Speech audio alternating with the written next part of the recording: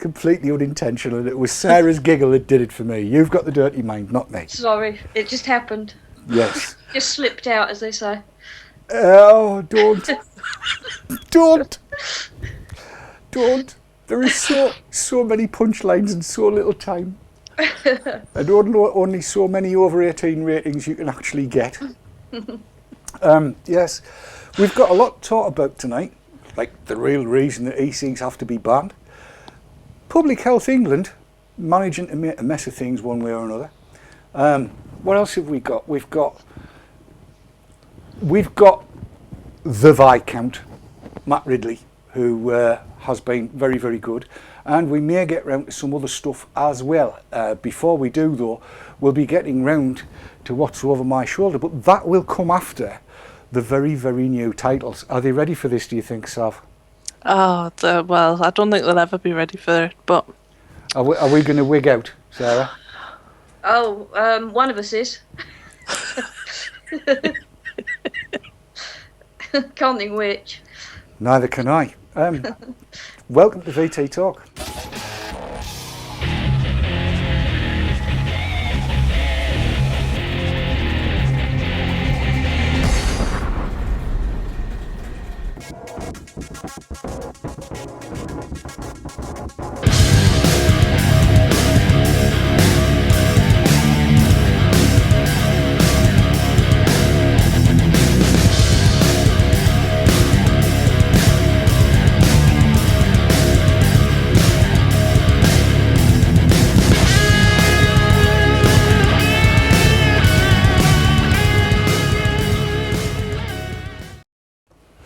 Yes, this is VT Talk. Those were the new titles. If anybody's eardrums are shattered, I'm not apologising. That was wig out music. And it needed to be a little bit angry and uplifting because we've got good news. Good news!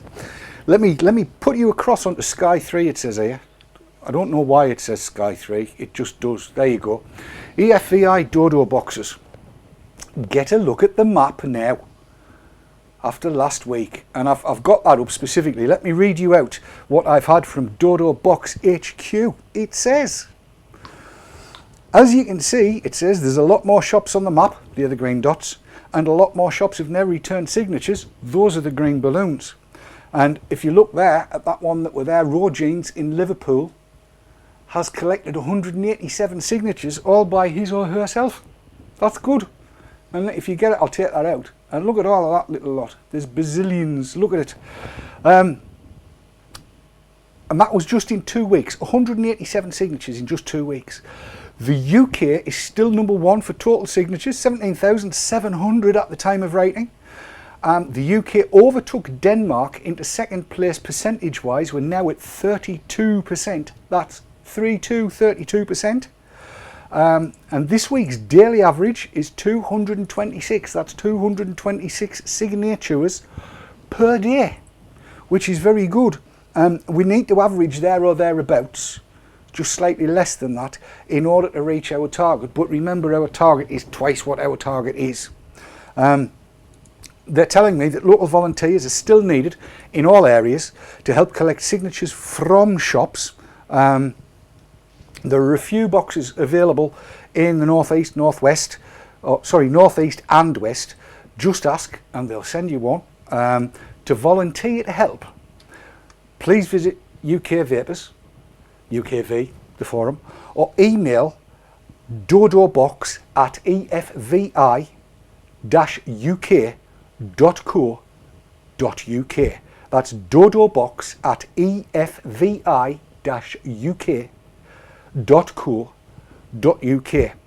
The next big target is 27,400 signatures, which would be 50% of our EFVI target. That's the bit that we've got to reach. And obviously the overall, what we really want to do is double that so that it takes weight off smaller countries. And if we get there by May, we'll have 50% of the signatures in 50% of the time, which is excellent, but I'd like to see it faster than that. And I'm going to say this, I think it's fabulous that things are moving on quite so quickly. What do you reckon to it, Sarah? I think it's brilliant, isn't it? The way it's taken off the boxes, and I think a lot of those green dots as well.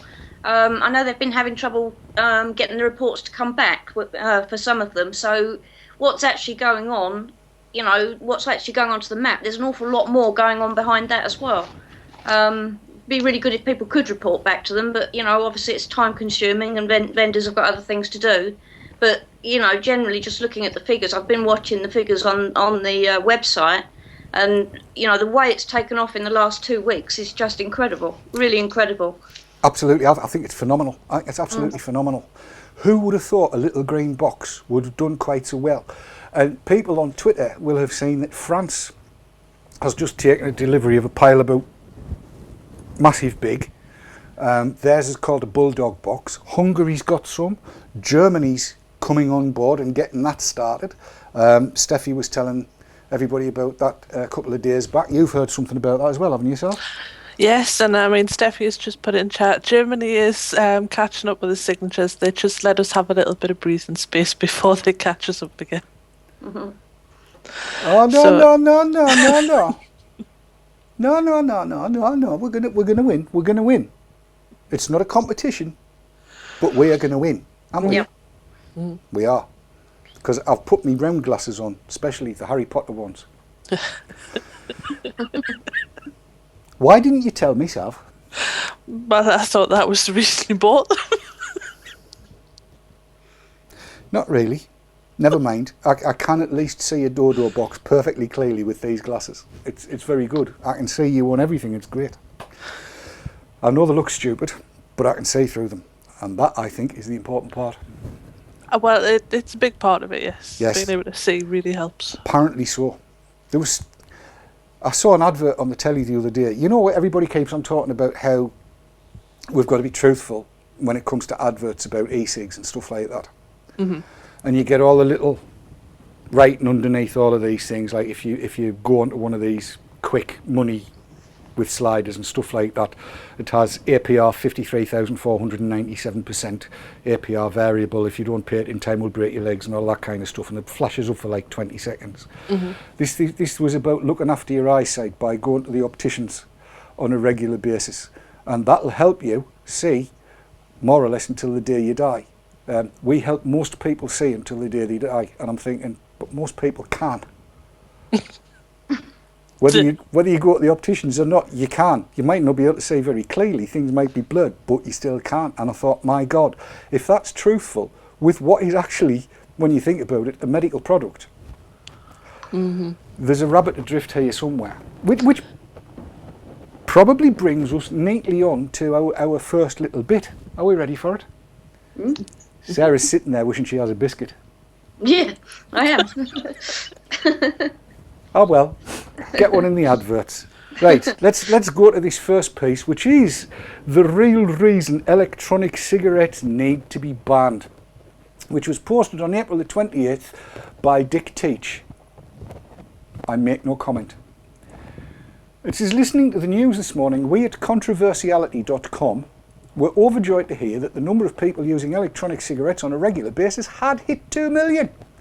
On the face of it, this is good news. After all, electronic ciggies allow smokers to grab a nicotine fix without any of the smoke, tar, carbon monoxide or any other nasties associated with tobacco. And unlike nicotine patches, gum and inhalators, electronic cigarettes actually work as an aid to stopping smoking. Did you hear that, Martin McKay? They do. This, of course, reduces the risk of relapse and further boosts the effectiveness of e-cigs. I've missed a paragraph out. A spokesman for Ash said this morning that by discouraging their use, we're really condemning people to death who might otherwise have lived. That was Professor West, wasn't it? Yeah. And therein lies the problem. People are going to live longer. A lot longer. There's already a pensions crisis in the UK, but that's only half of the issue. For the last couple of decades, around 30% of the population have been smokers. It's remained steady thanks to careful price manipulation, allowing the government to grab the maximum tax while not putting people off completely. Smokers have been dying young for as long as smoking has been around. People who should live well into their 80s, 90s and 100s have been reliably kicking the bucket in their 50s, 60s and 70s. Horrendous. until you consider how little they claim of their state pensions. Disastrous until you take into account the healthcare costs they didn't need, because old people need medical care. They break easily. Apparently their eyesight fails. The residential care home business is booming. Hip replacements are at an all-time high. Neurodegenerative diseases require full-time care from a dedicated round-the-clock staff. And they probably all get blamed on smoking as well. It doesn't come cheap. People living upwards of 2 decades longer is a cost that we, as a country, simply cannot afford. And then you have to take into account lost revenue. If all smokers convert to an electronic equivalent or quit altogether, that's 13 billion in excise duty and VAT lost to the exchequer every year. That's almost 1% of GDP and 2.2% of all government revenues. It's a lot of money lost. Sure, the government can tax electronic cigarettes, but how? On complete devices? More and more people are making their own. On the nicotine-based e-juice? Well, that's pretty easy to import in bulk from China and mix your own at home. The only feasible answer is to restrict the types of electronic cigarettes available to pre-made disposables and ban all others. Taxation would be easy, applied at point of sale in your local off-licence or newsagent, and anything else would be seen as an attempt to dodge the excise duty. It's either that or ban them outright. Sarah, what do you make of that? Well, it's about time somebody said it, isn't it, really? You know, I mean, these are the sort of things we kind of discuss almost in secret for fear of being accused of having tinfoil hats. But, you know, there's a lot of truth in that, isn't there? You know, it's the answer to all their problems, isn't it? It definitely looks to be that way, yes. I mean, I quite frequently try to sit down and work all the figures out, and we know that it's actually 13.7 billion in revenue goes into governmental coffers from lit tobacco sales, from cigarette sales, because of the duty that's on there. That will have reduced slightly, but I think they slid it up in the budget again, didn't they? Yeah. Yeah, it's, what is it now, £8.50, £8.75, £8.54, whatever it happens to be. £8.50 for 20 B&H round the corner. Really? £8.54 for Marley's in the garage along the road, and Disco Des Wilkinson was saying it was £8.54 or something like that. I've seen it as high as £9 in various different places. So yes, they make a hell of a lot of money out of cigarettes, and I do think that they must be worried about what's going to happen, because somehow they've got to replace 2.2% of government revenues, well, let's say 1.1% of government revenues in 5 years, when 50% of the current lit tobacco smoking populace will have moved across to e-cigs, as has been predicted by Bonnie Herzog and various other market analysts. That's going to be a fair chunk of money. But that said, they do say that they'll make savings in people not being ill and not dying as early. I don't think I'm going to get counted into that because of the age I am. But these two young bright things here, with gazillions of years ahead of them, obviously you two wouldn't get as ill, being, what, early 30s, the pair of you? It's about right, isn't it? Oh yeah, that'll do. Yeah. Well, no, to be honest, I know how old you are, Sav. Yeah. Because you said so the other night on RY4 radio. I did. And I would never be as ungallant as to either ask you how old you are or tell everybody how old you are, 37. And I would never ask Sarah, but you look to be around about the same sort of age as Sav, just over 21, I would have said. Yeah, I was going to say, you can have a guess if you're feeling brave. No, I'll be meeting up with you in a couple of weeks' time, and I'm not that brave. Yeah. Coward. No, I've seen Sarah when she's been gritting her teeth and ready, and clenching the fist and ready to jump on a public health person. And nah, don't want to go there. I don't want to chance it. Not a hope in hell. If I'm going to get my head kicked in, I want it not by somebody I know, preferably. But yeah, I mean, the bottom line on it is, those of us that smoked for a donkey's age and have recently, and in the last 5 years he's recently moved to e-cigs, obviously the gain that we make is not going to be as great as the gain that, because Sav, you basically packed in smoking when you were 32. Mm-hmm. So they've said you can smoke until you're 30, 35, and if you pack it in, you're fine. So you're fine. You won't be bothering the NHS with any smoking-related diseases. But you can guarantee if I have to go and bother the NHS for any reason, it'll be because I smoked. Or that will be their answer. It's either because you smoke or because you eat. Yeah, we'll not go down that route, shall we? No, let's not. Neither of us are in any position to say anything about that, but you are very, very right. Yeah. And there used to be a time, actually, when it was, do you cavort with mucky women? Not exactly phrased like that, but... and in fact, that is the case in Wales at the moment, because while they're bothering on and buggering about with all the e-cigs and smoking bans, apparently syphilis is on the rise in Wales, and we're not going to go there either. I'm not going to Wales at all, actually. I was thinking it's a place to avoid by the sounds of it. I'm just not chancing it. That's a very pretty shape over there, but I'm not going anywhere near it. You don't know what it's got.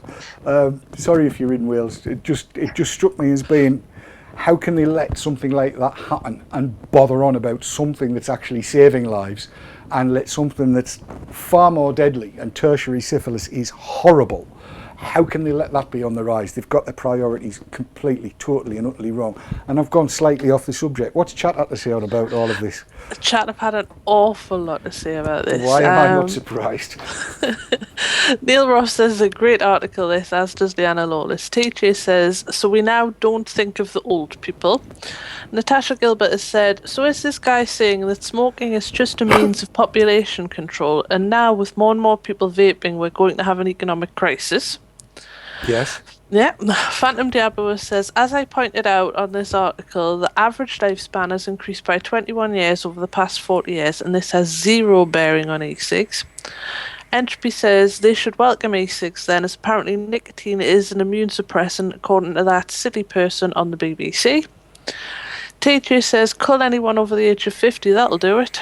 Oi! Hang on, no. Corner with extreme prejudice. The rest of you pile on. There was an awful lot of talk about ending up in a Logan's Run type of society.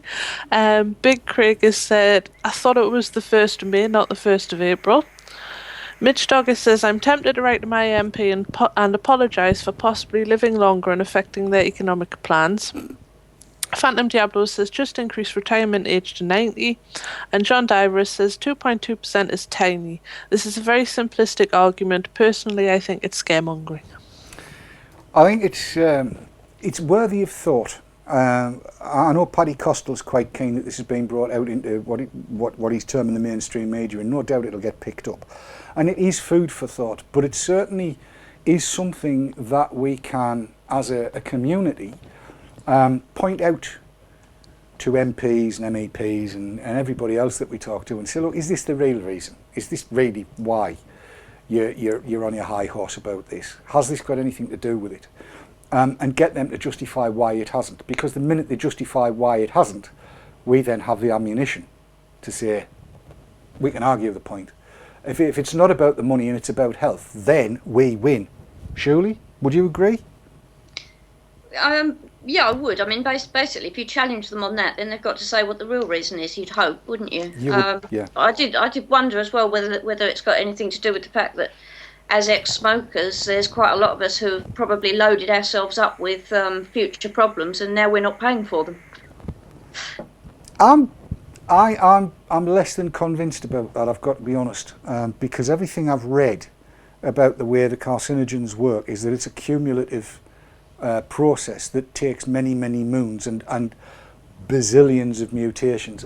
I mean, the human body mutates anyway. That's why I look the way I do.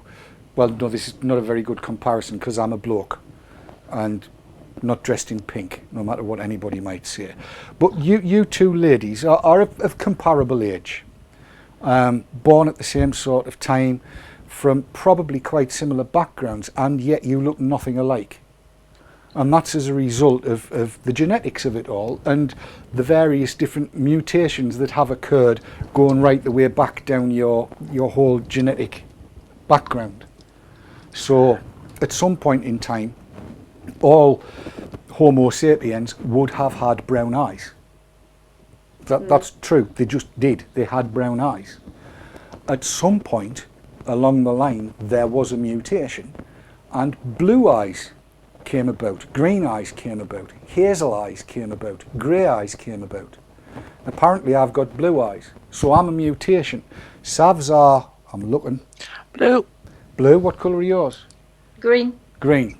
So, but people that have brown eyes, your genes are probably not mutated from where they were in Homo sapiens, but mine are, Sav's are, and Sarah's are. So we've got mutations in us. There are always mutations going on. What happens with a cancer is the mutation is an aggressive, malignant mutation that just goes completely wild. And if you're not constantly stoking that mutagenic fire with the carcinogens from cigarette smoke past the age of 32, 33, 34, 35, then the likelihood is it's not going to hit you. That's what all of the science tells us. So therefore, as I said, you two are free and clear. What are you laughing at, Sav? Just laughing at chat. They're all getting excited whether they're mutants or not. How many mutants have we got? We've got a couple of mutants. There's a couple. Steffi says she's not mutated. There's a few people that are going, I'm a blue-eyed mutant. So it really was only an example, but I'm not going to mention Norfolk and web feet. What are you laughing at now? now Jeff is saying, but what about David Bowie? Is he only half a mutant? That actually is an example of a mutation, yes. That's mutation hitting the genes. And of course, because that's in David Bowie now, any offspring he has, there is a likelihood that they'll inherit that. What's it properly called, that? Mutant. No idea. Bowiness. It's got a proper name and I can't remember what it I is. see. Disco Des has said he's a pure blood. Is he? Yes. Black hair, brown eyes, long arms, short legs. That must make us all mudbloods. I'll put the glasses on. Harry Potter. Not me. Look at the glasses, you can tell. Not me, not a mudblood. No way, pure blood. We probably need to take a break around about now, having completely lost the plot. I think it's probably a good idea. It's amazing how these conversations actually move around the place. But I do quite enjoy this. How we got there, I don't know. But let me put it like this. Before we go into the adverts, everything I've read tells me that you can start smoking when you're 18 if you like.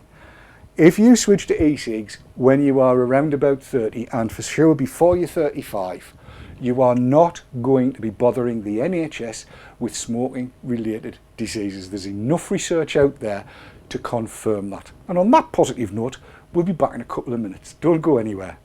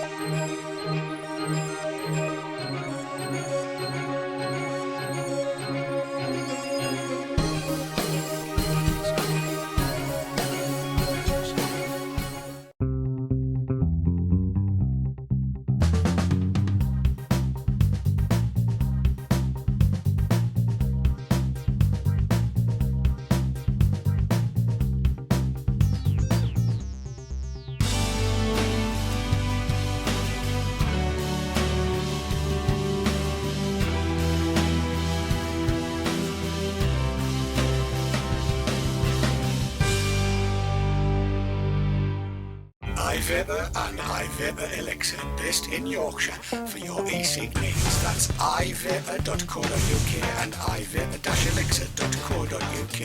iVapor and ivapor-elixir.co.uk are proud sponsors of vaportrails.tv.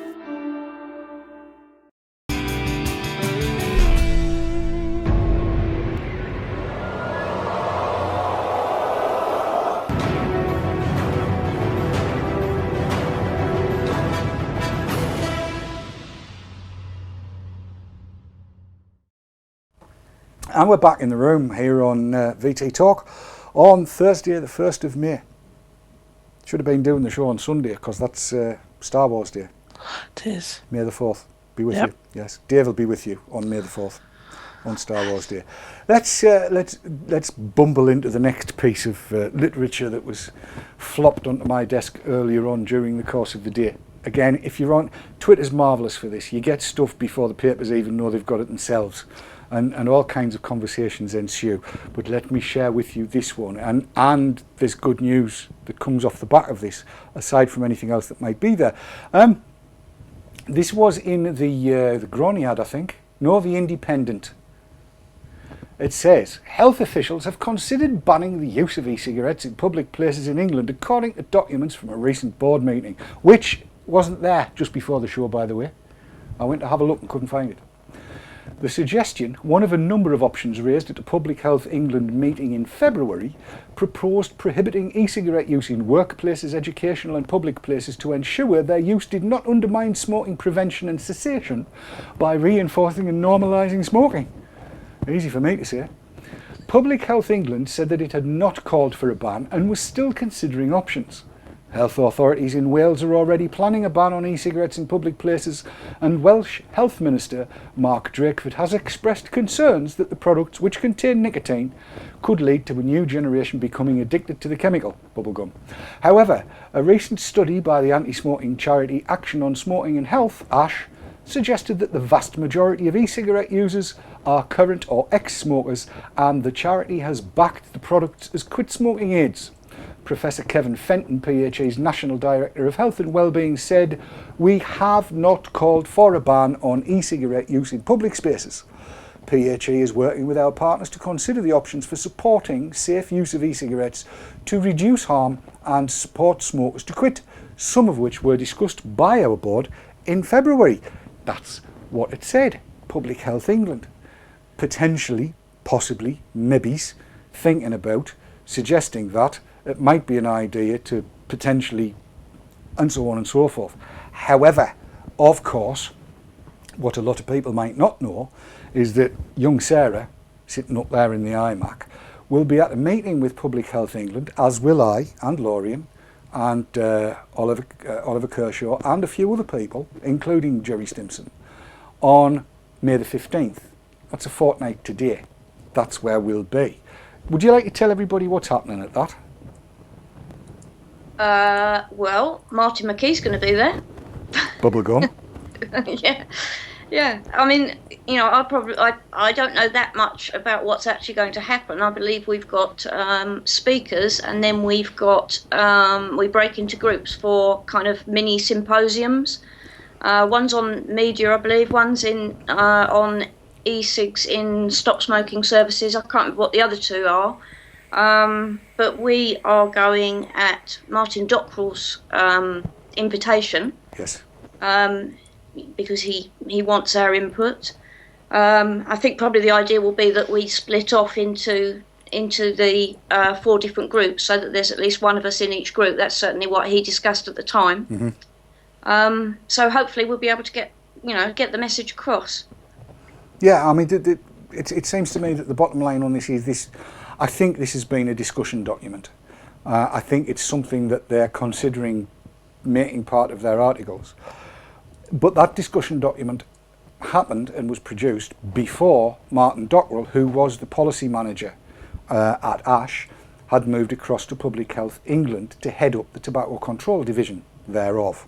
Now, whatever you might think about ASH, or might have thought about ASH, I am of the opinion that Martin Dockrell is an honest man. In fact, he's brutally honest. I don't think he knows how to tell a porky. He knows how to toe the line, but you can tell when he doesn't believe it.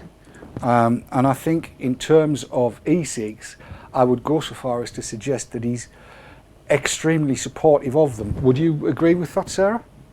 Definitely. I mean, you know, he has said that he wants to turn it around in Public Health England when it comes to e-cigs, and that document. I don't know whether you saw the whole thing, Dave. Did you see the whole document, or just the snippet that was in the papers? No, I saw the whole thing, but As I I was looking for it before the show and it's been taken down. I think it gave me a not found.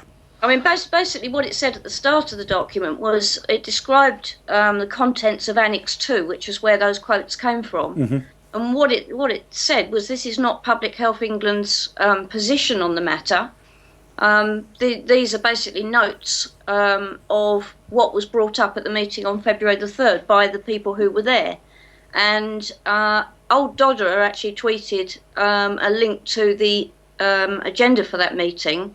And at that meeting on the panel were, among a couple of others, Deborah Arnott was on there, but Gerard Hastings and Elsa Rutter were on there. So it's hardly surprising that these sort of comments were brought up at that meeting. Well, I mean, if you've got Elsa Rutter and Gerard Hastings on the same panel, they both sing off the same hymn sheet, and they're very, very e-cig sceptical, and for the life of me, I don't understand why. But were you saying, Sav, that you tried to get the document and it's gone? Yeah, I just went to look for it now and it's gone.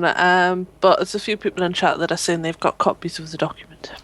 Coolio, what else is being said in chat?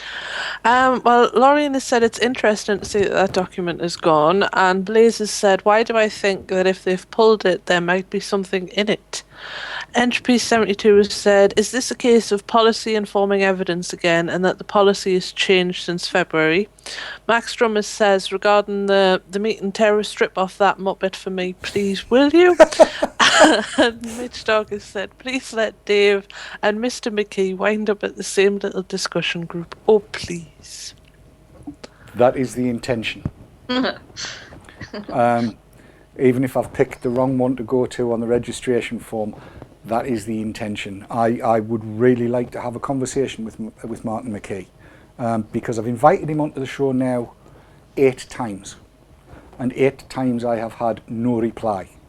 I would just like to speak to the guy and face to face look him in the eye and find out whether he really believes the tripe he spouts. But as I said, there's going to be a team of people down at this Public Health England meeting, and it is all about e-cigs. And Sarah, brilliant advocate. Lorien, brilliant advocate. We've got Oliver Kershaw, Smoky Joe from ECF, brilliant advocate. We've got We Are Not Worthy. Jerry Stimson's going to be there, another brilliant advocate. So that, we're going to get the chance to get our voices heard and our opinions across. So that's good. And with a little bit of luck and a following wind, it'll either make them go away, pardon me, and do their home. I'm sorry, that was mentioning McKee, it set my stomach away. It'll either make them go away and do their homework, or if Louisa's experience is right, there'll be 100 skeptics in the room and only 2 left by the time we're finished. But it gets even better than that. And this is the main reason that I've invited Sarah along tonight. She's been invited to go to the all-party group on tobacco in the Houses of Parliament to speak. Tell everybody, Sarah. But you just did. You're my hero. Yeah, I got an email. It's actually as a result of the Ash Scotland Glasgow summit, where I met Hazel Cheeseman from Ash London, and she put my name forward when Ash are the secretariat for the all-party parliamentary group on smoking and health in Westminster. They're organising a meeting at which that particular parliamentary group are trying to formalise their position on e-cigarettes. And Hazel Cheeseman put my name forward to Ash London to be invited to speak on the panel at that meeting. I mean, basically I get a 5-minute intro, all of the speakers get a 5-minute intro, and then it's about an hour and a quarter, hour and a half discussion after that. You've got no idea how thrilled I am about that. I think that is absolutely fabulous. That we are finally getting to the point where there's nothing about us without us. And it doesn't pain me to say it, but it's largely due to Martin Dockrell and largely due to Ash. I remain ever so slightly sceptical, but the mere fact that Sarah will be up and speaking and answering questions with the people that govern us and make the decisions is absolutely amazing and thrilling, and I'm so pleased. And I've got to say a massive big congratulations. And you are well due to that smile. Give yourself a pat on the back. I think it's maybe brilliant. when it's all over. Yeah, can you take a dictaphone? No. Oh, you know what I mean? to. A recording I think- device. We'll find out whether that can happen. Yeah. That would be. I can't imagine me getting much through security at the Houses of Parliament, but I'll try my best. Oh, you'd be surprised. I got all kinds. We got all kinds of e-cigs and stuff through, didn't we, Sav? We did. We did. What's Chat got to say? Chat, a unanimous wow on that. Midge Dog has said, whoop, top news, Sarah. Lorien has said, this is just spectacular in the news. John Diver says, wow. And Blaze has said, we would never have got this voice a year ago. And Nelly Scroggins just said, fantastic. It's right as well. And let me say this. I really do think that a large part of where we are now, the largest part, the very largest part, has come about because of you people out there that are campaigning and making your voices heard all of the time. I know I keep on saying this, and some people occasionally accuse me of being trite and perhaps even cliched, but I really find myself on a daily basis pushing my chest out with pride at being part of this community, because the changes that the community has brought about, I know it kind of seems as though we haven't won. It kind of seems as though it's an uphill battle, and it kind of seems as though we're on our backs with our legs in the air a lot of the time. But the fact of the matter is, this could not have happened 20 years ago. The community, the vaping community, could not have had this effect 20 years ago. Actually, I'm thinking back to the CB days when I was involved in all the activism over that. And it's only because I think everybody's been out there delivering the message, a consistent message, that these things are a lifesaver, that they are probably the best thing since antibiotics, and apparently antibiotics are not that good now according to the World Health Organization. We're all antibiotic resistant now. But everybody going out there, this is all of you out there, need to be patting yourselves on the back. Mm-hmm. Sarah represents every last one of us in this. Sarah is, as far as this is concerned, is the community. She's us. She's the embodiment of every vapor out there. It's all of you that have been invited. It's Sarah that's picking up the invite and going. I am so proud of that achievement on behalf of everybody, and so proud of you that you've picked this up and that you're running with it, Sarah. And I know there's no way that I'd be going. There's no way that I would have got that invitation if it wasn't for everybody else out there shouting, making a noise, getting in touch with people, making their voices heard. There's no way. I would have just been a person in the crowd. They wouldn't be interested. Yeah. I agree. Mind you, I'm not sure I can think of anybody better to do the job than you. No, I just have to read out what Midge Dog said. Midge Dog says, and we know Sarah will do us proud. No question. Superb. Absolutely. I mean, I know you did us marvellously proud up in Glasgow. We had the glasses to the door and we were listening. And the feedback that we got from other delegates that were there told us exactly that. You're a force to be reckoned with, and I think I'm over the moon. I am absolutely over the moon. I think it's great, and that's probably a good point to take the adverts. Do you think? I think so, yes. We'll take the adverts, and I'm going to go and get a glass of cider and drink a congratulatory drink. I think that's fabulous. We'll be back in a couple of minutes. I would say don't go anywhere, but I'm gonna. So please yourself. Just.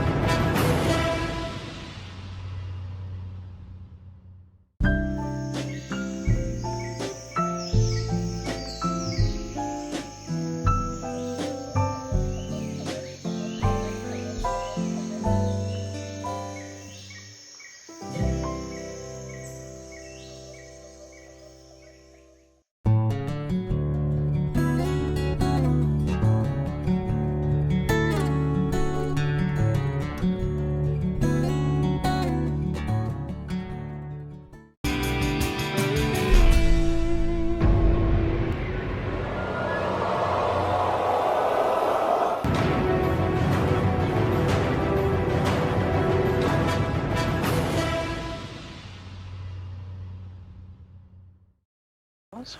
And we're back in the room. And I raise my glass to you, Sarah. Congratulations. Well I'll done. raise my vape to you. Indeed. Who's vaping Angelina Jolie anyway? Why would you want to do anything like that? It's craziness. It's craziness. I tell you, it's madness. It's terrible. I'm not going to say what I'm thinking. No, probably best.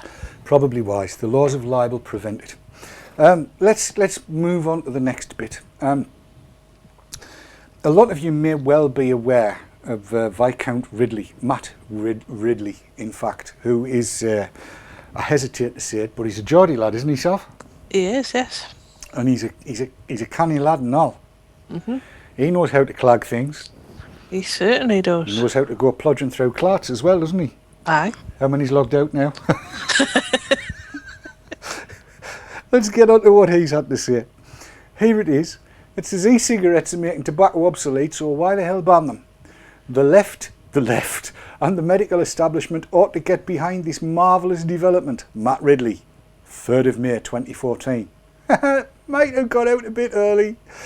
If somebody invented a pill that could cure a disease that kills 5 million people a year worldwide, 100,000 of them in this country, the medical powers that be would surely encourage it, pay for it, perhaps even make it compulsory. They certainly would not stand in its way. A relentless stream of data from around the world is showing that e-cigarettes are robbing tobacco companies of today's customers and cancer wards of their future patients. In Britain alone, 2 million now use these devices regularly. In study after study, scientists are finding e-cigarettes to be effective at helping people quit, to show no signs of luring non-smokers into tobacco use, and to be much safer than their noxious competitors. So what in heaven's name explains the fact that Dame Sally Davies, the government's chief medical officer, when asked by the New Scientist in March what was the biggest health challenge we face in Britain, named 3 things, one of which was the electronic cigarette? That's like criticising contraception because you prefer abstinence. I think that's brilliant. The NHS is confident that these devices are about 1,000 times less harmful than cigarettes. The government confirmed this figure in a parliamentary answer to me. It's the tar in smoke that kills, not the nicotine, a substance that is about as harmful as caffeine. Excuse me while I have a little snigger. We know vaping, as it's known, works better than any other method of giving up smoking. A forthcoming study by Professor Robert West of University College London finds that e-cigarettes proved 60% more successful as a method of quitting than nicotine patches, gums or going cold turkey. By a country mile. Free enterprise devices are outstripping the health results of medicinally regulated devices, and for many vested interests, that is the problem. I'm sorry, I've just got to come on camera here. Robert West's study's it's due to be published later on this month. He might as well not bother. Everybody's quoting from it. Fabulous. Back to it. We know, wrong one. We know that most people use e-cigarettes to cut down or give up smoking. This has been confirmed by 3 big surveys, the latest of which, conducted by ASH, the anti-smoking group, was published this week. 2/3 of users in the survey were smokers and 1/3 were ex-smokers. That means in the few years since the products first appeared, hundreds of thousands of people have used them to give up or cut down. We know that e-cigarettes are not proven to be a gateway into tobacco. In the biggest global survey, 0.4% of vapers were non-smokers, and not one of them went on to smoke. In the UK, 20% of 15-year-olds are regular smokers. They are mostly the ones who try vaping, so even in the young, the technology is a gateway out of smoking, not into it. And it makes snogging taste better. Yet, what is the UK government's main legislative response to e-cigarettes? So far? To ban the sales of e-cigarettes to children. Do the maths. If e-cigarettes are 1,000 times less harmful than cigarettes, then for every youngster who goes from smoking to vaping, there would have to be 1,000 going the other way before there is net harm. If anything, the ratio is the other way around. In one American study, 9 out of 10 school-age vapers had started as smokers. And I'm coming back on camera. Friedman at the CDC, you need to read this, mate, because he can actually read the figures, unlike you. I'm not saying the word I'm thinking of, dickhead. The firms that make e-cigarettes, which are mostly small start-up companies, the technology having come from China, are not allowed to claim that they can save your life. Imagine what they could sell if they could. Instead, their adverts try to hint that vaping is cool, which feeds the Puritan suspicion that somebody, somewhere, might be enjoying themselves. This argument that vaping is going to renormalise smoking is the one the BMA has been pushing out, and Ash is now saying it is clearly nonsense. With that gone, what arguments are left to justify regulating the advertising, public use and product strength of this life-saving technology to the point of discouraging it? I'm really hoping he's coming to the Public Health England thing. Some medics probably just hate the thought that a near miraculous cure for a big cause of death came from the private sector and not from the nanny state. The people selling these things are doing so for, gasp, profit, not because they want to save lives. And so it goes. I would urge you to go and read it. It's on spectator.co.uk. We've tweeted it. It's been tweeted left, right and centre. The links are there for everybody to see it. We'll have it on our Facebook pages. It'll be on. It's everywhere you look. It's a fabulous piece. If I read through to the end of it, seriously, I would just be giggling and laughing. It's a beautifully written piece and it tells the truth. And I really, really do hope that Matt comes to this PHE event. The good thing about it, of course, is that Matt Ridley is a peer of the realm. He's the Lord, Viscount Lord Ridley. And we've had video on here of him speaking in the Houses of Parliament, in the Lords, putting the point. And he's there batting on behalf of e-cigs. And I think, I'm not sure, but I think he sits on the all-party group that you'll be attending as well. I had a look. I don't think he does, but I certainly hope he comes because other people from outside the group can come to the meeting, and I would love it if he would come to that meeting. He's just superb, isn't he? He is. You read that and you wonder if he watches this programme. Yes. You do, don't you? I'm saying nothing. Actually, any MP can go, any Lord can go, is that right? Well, it's actually a meeting of that particular group, and the people who are in that group, I did look and I didn't see his name. Whether I was looking at an up-to-date list of who was on it, I don't know. But it's not a closed meeting, I don't think. I think other people can go, so I might just drop Matt Ridley a line and suggest that he might like to turn up. It would be very good to have him there. Wouldn't it? In fact, I would go so far as to suggest that if your MP is remotely supportive of e-cigs, it might not be a bad idea to let them know that this thing is on. 10th of June, isn't it? 10th of June, yeah. And do we know what the venue is? I can't remember. It's one of the rooms. I'll tweet it later. It's one of the rooms in the Palace of Westminster. Right. One of the committee rooms. So if this is going to be one of these things that any MP or any Lord can turn up to, and if you've got a supportive MP, or you know any of the Lords or anything, drop them a line and say, would you like to go along on my behalf, please? And let's see whether it's possible to actually get this thing right out into the open, get the debate right out into the open in Parliament. Because I was tweeted the other day by somebody who was telling me, and I've got no idea what their qualifications are for saying this or anything like that, but they were saying that the UK government does not have to adopt the TPD in full or in part or at all, that it can choose to ignore certain things. And I think it would be nice if we would get the buggers to choose to ignore Article 20 as it now is and go the way we would like them to go, which is basically to leave the status quo as it is and tell the MHRA that, yeah, if companies come up and say we actually want to be medicinally regulated, that they can have them, but otherwise to keep their noses out and certainly not to go prosecuting people who get the wrong word in the wrong place, in the wrong sentence. Because trust me, it's very, very difficult getting it right all of the time. It's very, very easy to let your tongue slip and get it the wrong way on. I'm sure chat's got a lot to say though, Sav. They have, Lolly Loops has said, Matt Ridley is fab. NW Redneck said, shared the hell out of that article. Lauren has said, I love this article. Love it. Blaze has said, amazing.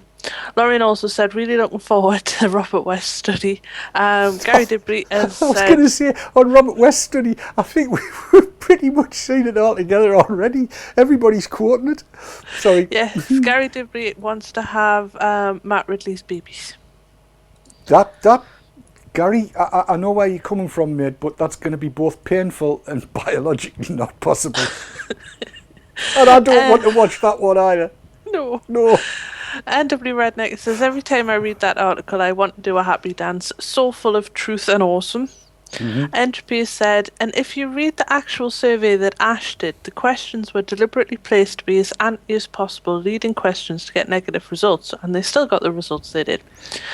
Costello is chair dancing. Is he? Yeah. That's, hey, hang on, just a minute.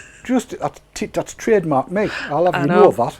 I know. Yeah, I need 1% of nothing for that, please. That's my commission on it. We'll bill him, and Gary said he's going to donate his wife. Who to? Matt Ridley. Does Matt know? Not yet. Does his wife know? Don't think so. Do you think she'll be bothered? I can't possibly answer that. Well, hang on a minute. I'm looking at you two here because I'm a bloke and I've got no idea whether Matt Ridley is attractive or not to the female of the species. I mean, is Gary's wife going to be happy about this or not?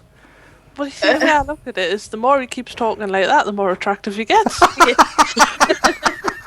that your opinion too, Sarah? Yeah, that's pretty much my take on it there. Any bachelors out there who are in need of a good woman, you know what to do. Start writing for the Spectator and be nice to e-cigs. And back to what chat has got to say. What have they got to say? Murder has said, someone enjoying themselves, gasp, shock, horror. We all know about that. Leanna Lawless says they're still waiting for proof that vaping is dangerous, to which Midge Dog has said it'll only be proved dangerous if they take it away from us. Lolly Luloops says, face to face with our lot, the answer going to be Gibber and Rex. Bad Seed has said, it's a wonderful article, and a question came in from Bath Vapor before, which I forgot to ask, and he says, what's the name of the all-party group, Sarah, that you've been invited to address? It's Smoking and Health. Excellent. Any more? No, that's it, I'm done. No. No, sorry. I'm sorry, I'm a little bit giddy because I don't know about you two or people in chat, but I'm starting to feel more and more positive by the day about the whole landscape for e-cigs at the minute. It would appear that we are winning the battle for hearts and minds of almost everybody. We know that there are certain exceptions to that, and I'm not mentioning any names, bubblegum. And, you know, because no names, no pack drill, and the fact of the matter is we're going to have to talk to certain of them. But when I'm seeing Ash coming out the way they have, the fact that Sarah's now going to be doing all this advocacy in you're going to be moving in very high circles, you know. Yeah, thanks. Yes. No pressure then. Yes, that's absolutely marvellous, Joe, you know. Going down to the highs. Elocution lessons. Yes, go down to the highs of Westminster, get a taxi for £1,000, leave the house at 7:30 in the morning. Don't forget to have a bath, not a shower. I don't think you need to talk with a mouthful of marbles, but I really am quite optimistic about the whole landscape at the moment, and I think we stand a chance. We actually do stand a chance of being able to change things around substantially. I really do. I mean, when you think about it, EFVI climbing beautifully, on target, and looking to accelerate. Not just in the UK, but in Germany, in Spain. Spain's had a good blast at it. France has got their bulldog boxes. Germany's bringing the boxes on. All of that's moving in the right direction. And this time, when it gets to fruition, I really do think the Commission is going to have a hell of a job saying we're not listening. I really do, because they're going to be under such pressure Sorry, Sav? I've got a question that's just come in from Reggie, and he says, can you ask Dave if the UK is an exception in the EU, or can any country choose to ignore this article? Well, here's the thing. Every member state, it's a queer thing, is this. Every member state sends its own representatives, if you like. So you've got three different parts of it. You've got the Commission, which is basically the civil service, but nothing can happen without the Commission starts it. The Commission is appointed by politicians in the member states. So you elect the politicians, they don't elect, they appoint the Commission. You also elect the MEPs. But if any member state doesn't agree with something, then they just say no. I mean, you look at France, they don't adopt everything that comes out of the EU, and if they try and adopt something that the French people don't like, then you see sheep being burned on motorways and trucks overturned and the place goes up. Same in Greece, same in Spain actually. Spain just goes, nah, not doing it. They were supposed to have had a smoking ban donkeys ages ago, they still haven't, and they probably never will. And the same happens in various of the countries. It's only in the UK where we've gold-plated everything the EU's come up with. And I've got no idea why. Maybe they want to be top of the class or something. But it's about time it changed. And in actual fact, the more I see the rest of the political parties constantly banging on about how UKIP's such a bad idea, without telling us why their party is a good idea. As long as they keep telling me UKIP's a bad idea, to me that means they're shit scared of them. And I'm becoming more and more likely to vote for UKIP, I've got to say, because at least I know they won't let anything through. That's why they don't vote on anything, so that they can never be said to be supporting what the EU's doing. They'll vote against everything. I think that's a good thing. But that's just me. I don't mean to get party political, I never do. I just happened to watch Nigel Farage at 6 o'clock tonight on BBC Two. It was quite compelling. And time is upon us. It is. It's got there. I do apologise for getting party political. It's not my bent. I don't normally do that, and I don't normally try and talk people in, so just ignore that. As per usual, we like to give the last word to Sav, but to chat. But before I do, I want to say a great big thank you to you, Sarah, for coming and joining us tonight. And a great big thank you for doing the good work you are going to be doing. I know we're going to be spending time together at various different of these, 3 over the next couple of months, these various different meetings. But I'm so pleased and proud that you're doing this for us, and thank you so much, not just for joining us tonight, but for also doing all the work that you're doing. Thank you. It's my pleasure. I mean, you know, a lot of it's because I've just been in the right place at the right time, and you know, you just got to seize the opportunities when they come your way. And it's just kind of happened that thanks to everybody's support, I've been there. So the opportunities are there. I just hope I can make the best of them. You will. I've got every faith. Fabulous stuff. Fabulous stuff. Sav, my big thanks to you as well. But as per normal, let's give chat the last word. I'm sure you've got something apropos and probably comedic. I've gone for one of our relatively new viewers. Natasha Gilbert says, I live in Penzance, which is tiny, and I see roughly 5 vapers every single day I go into town to do some shopping.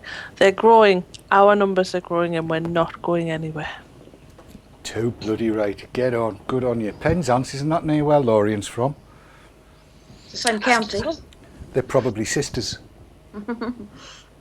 Yes. I heard Neil had a bike. That's it. We've gotten to the end of the show. Thank you so much to everybody for joining us. I'm hoping it's been uplifting tonight. I've thoroughly enjoyed it tonight. It's been good. There's been a few giggles, a lot of good stuff coming out of it. Let's keep up the good fight. Fight the good fight, because as Mr. Grayson, was it young Mr. Grayson in that thing that... No, it's gone. I was just going to try. You're all doing very well. What the hell was that? Are you being served? Are you being served? Was it young Mr. Young Mr. Grace? Young Mr. Grace, Grace yes. Brothers. Young Mr. Grace. You're all doing very well. Until we see you next time. Oh, and VT Talk won't be on next week because I'll be in Switzerland speaking to the International Harm Reduction Conference, and the week after I'll be in London speaking to Public Health England, won't we? Yeah. Yes. So for the next 2 weeks there'll be no VT Talk. I'll be back in 3 weeks' time with more VT talk. But I will be here on Monday night for the Haze Hour. So until then, vape on, vape hard, and don't let the bastards grind you down. Take care of each other. We'll see you all next time. Take care. Bye bye.